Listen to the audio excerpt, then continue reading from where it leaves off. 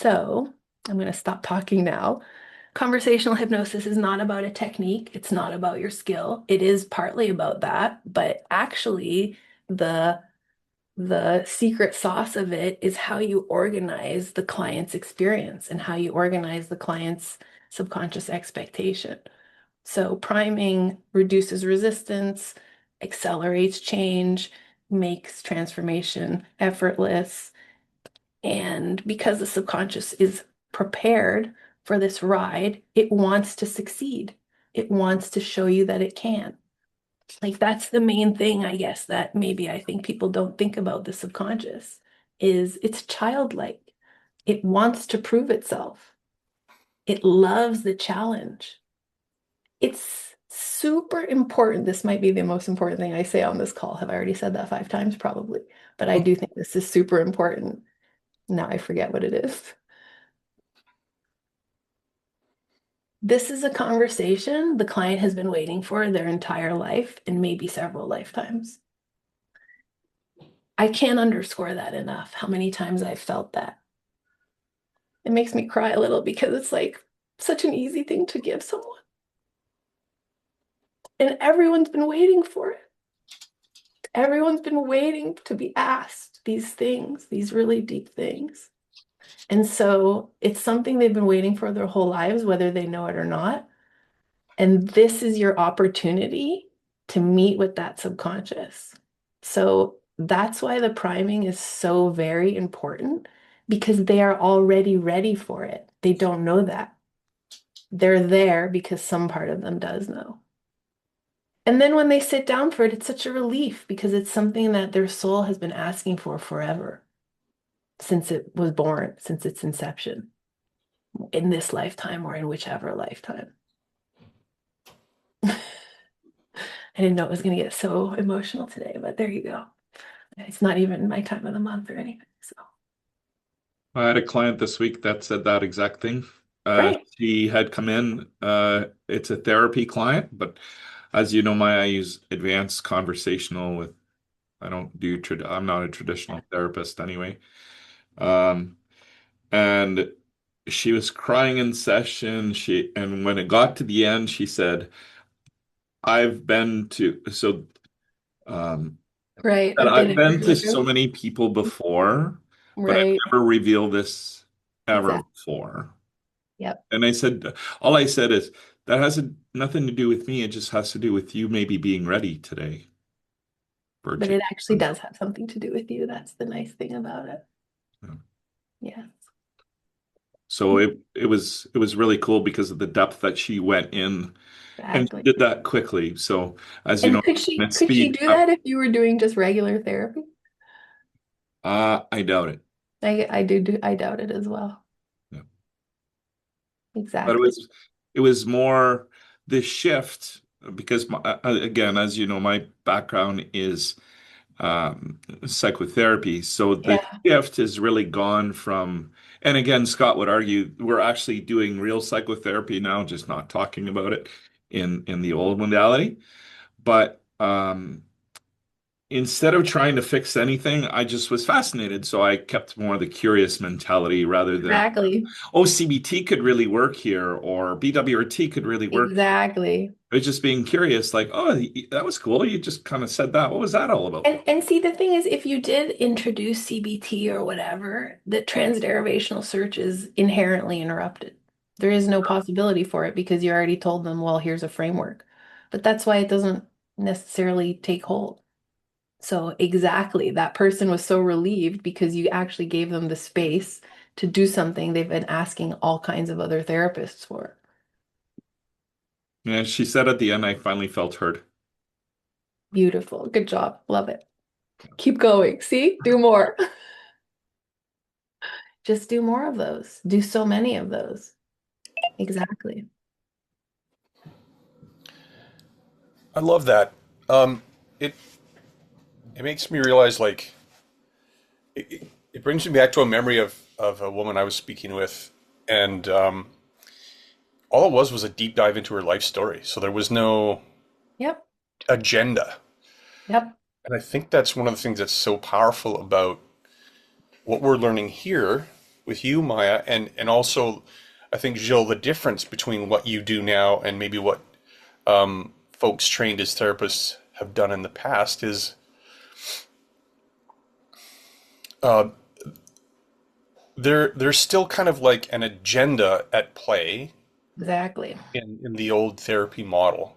Either like the model itself has to be applied, or someone reveals something about themselves, and the therapist is going to say something about like, well, okay, how do you feel about that? Tell me more. Like, but there's like a structure there that, and I think people can really sense that its Yeah. structure is present and And what does driving that it. provoke? What does that provoke in them?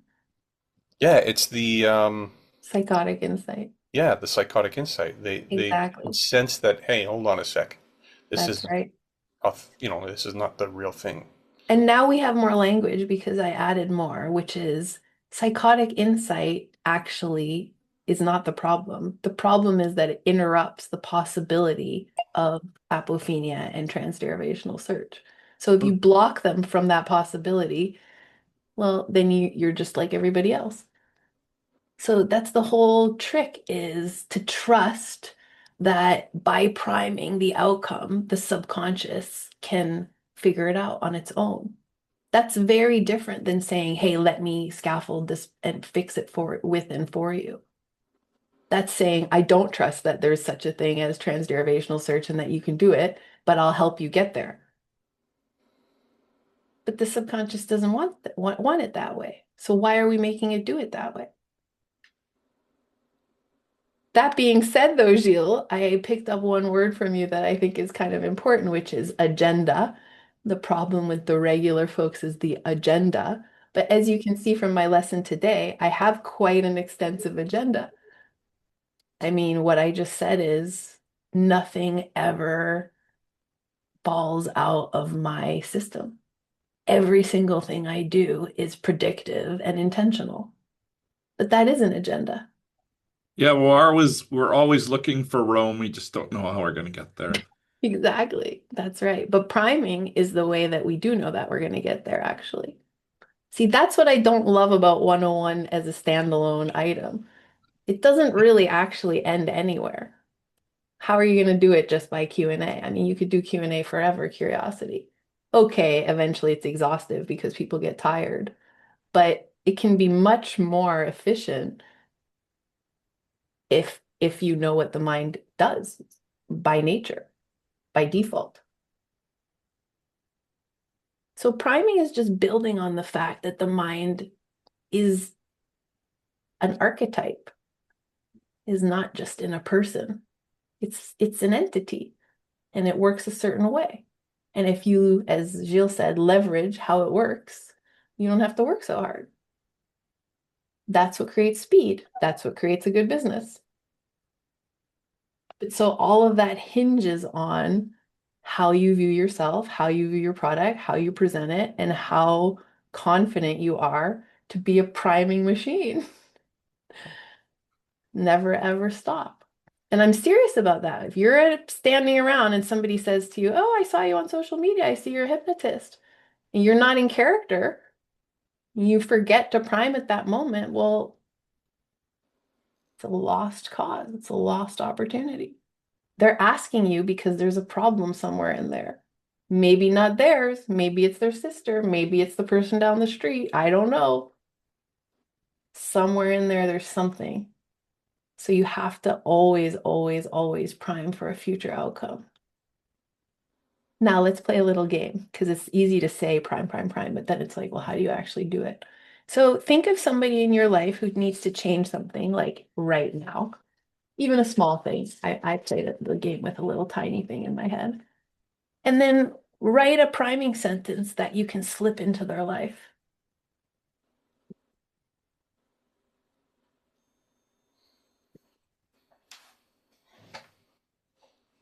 Fun, eh, Kelly? Fun with Maya. Things Maya does in her spare time. Yeah. I thought of one though. Does everyone have one? I'll give you like 2 minutes to think of yours. It's not as easy as it seems, right? Right. So there's somebody in your life right now who's doing something that's getting on your nerves or that's hurting them that you don't like it, but you don't want to just fix it for them and you don't have the right to do that. And maybe they don't want help. But so how can you prime them so that one day maybe the dial moves a little? And see, then you can start playing with it. How fast do I want this dial to move? Do I want it to be urgent? Do I want, but anyway, let's just start with what can I slip in there? And then I just want you guys to share.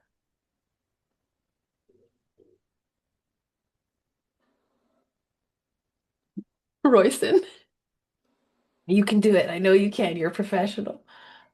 Yeah.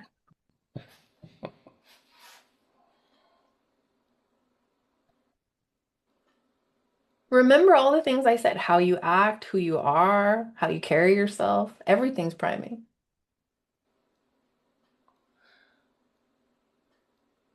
Oh, what I thought of was um,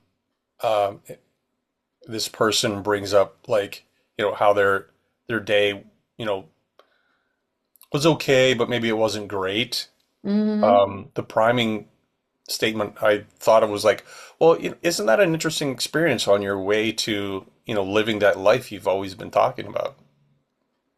Right. Where do you think you are in terms of your evolution towards greatness now? Yeah. You can even play a game with it. Do you think you're 50%? Do you think you're 51? Are you over the hump? Where do you think you are? That's a fun little game to play with somebody. And then Oh they'll my be like, God, this is gonna be oh, so fun. oh, maybe I'm further than I thought. Maybe I am further than I thought. I love that. For example, here, I'll give you an example from smoking. All the time people tell me, but I can't. I've done it before. I've failed before. I'm a failure. I'm not going to be able to. I've tried 100 times, right? And they're telling you this sob story, right? Everyone does it. But then you say to them, okay, but you are going to quit, right? Like, that's why you paid me. Isn't that true? Okay, so we're getting close to the end. I don't know where it is quite, but you're getting close. So isn't it true that all those times that you failed brought you closer to this time? Okay, but if you weren't doing all those times that you failed, then wouldn't you be maybe further away from this time? So isn't it possible that we're closer than we think? And then they're like, wow, that's cool. But so all I did was a little timeline therapy. I was like, oh, let's just look at it from the macro perspective. Maybe you're closer than you imagine. But that's just priming them for closing that gap. I don't know when they're going to quit, but I know it's going to be sooner than they thought. That's priming. That's an excellent one, Kelly. And by the way, you can use that for everyone, whether it's emotional abuse or divorce. You can always say, yeah, but smokers tell me that all the time. But let me give you but so then if they're doing that, how are you doing that? I don't know why, for some reason, people get it with quitting smoking.